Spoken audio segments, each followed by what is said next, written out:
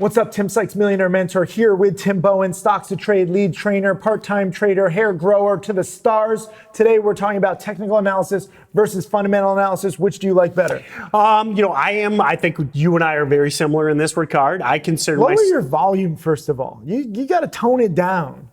I'm trying to keep up with you. I talk fast. I don't talk loud. There's a difference. I'm pretty sure you talk loud. Loud versus fast, technical versus fundamental. You see, this is how we're doing things. Okay, I'll match your volume. So anyway, I think both of us are similar in that we consider ourselves techno-fundamentals. You know, we take both of them into consideration. Now, I think I consider myself a fundo-technical. Oh, really? Do you? I've never heard this word before. This is ridiculous.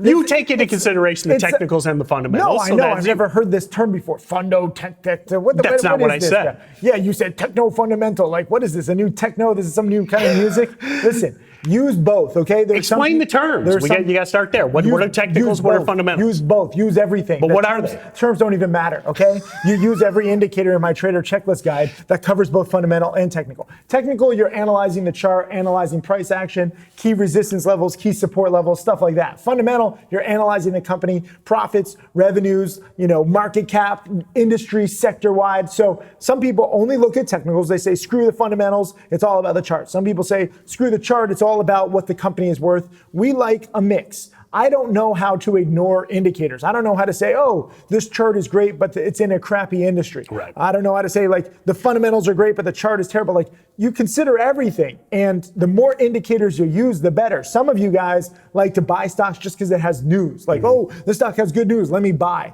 And you ignore the chart. You ignore that the stock has, terrible long-term resistance and has a terrible job at spiking. Some people say, oh, look at the news is so great. The price action is amazing. Then you ignore the terrible fundamentals where the company has warrants at different levels where if the stock hits those levels, there's going to be automated selling. Or one of my favorites, so many newer traders get enamored with short selling and they short these stocks because the fundamentals are so bad when they don't realize that when it's day one of the run, it's the beginning of the run, it doesn't matter how bad the fundamentals are, and they ultimately get squeezed and lose a bunch of money. And you have to remember, most of these penny stocks, if not all of them, have terrible fundamentals. They're $1 for a reason. One or two products, very little in the way of revenue, profits, losses. Like it's all negligible. It's all just fairy dust, right? It's like you're just betting on hype and hope for, this product in the future. What is this product capable of doing 2 years, 10 years from now? Some people say, oh, I can never invest or buy, even trade a company with bad fundamentals.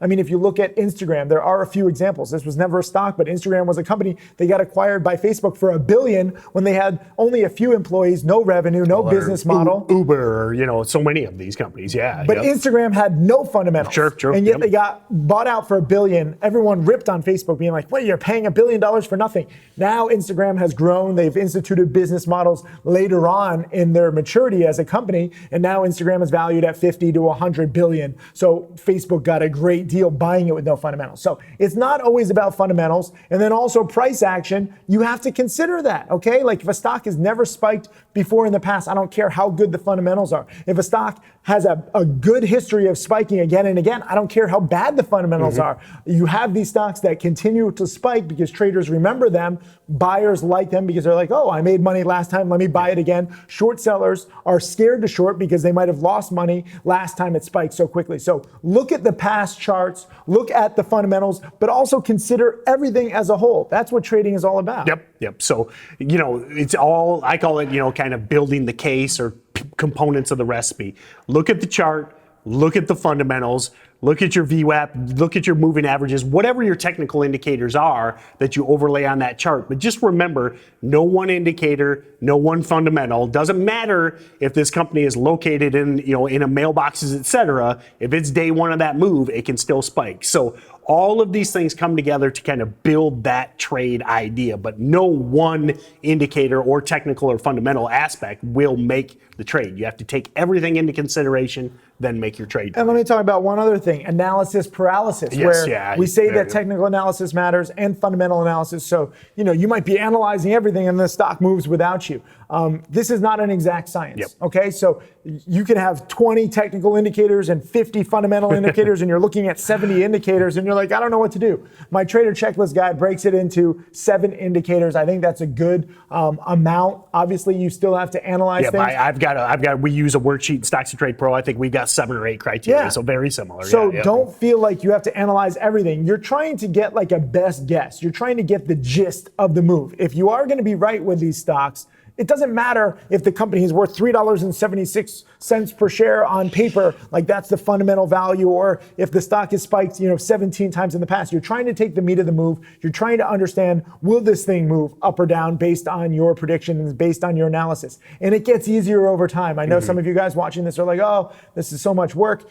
Trust me, you internalize everything after a few years. In the beginning, it's the hardest. You will take, in the beginning, you might take 10 minutes, and then a few months down the road, you take 5 minutes, and then, where Tim or I are at, I mean, we can look at something, we can go through the fundamentals very quickly. Most tickers, it's, a minute, 30 seconds type thing. Just, you just work on that process. It's the OODA loop, working through that decision process. The quicker you can get at it, the better you are going to be. So. Leave comments below. Let us know what you think about this video, and if you have any other suggestions for other videos. Cheers.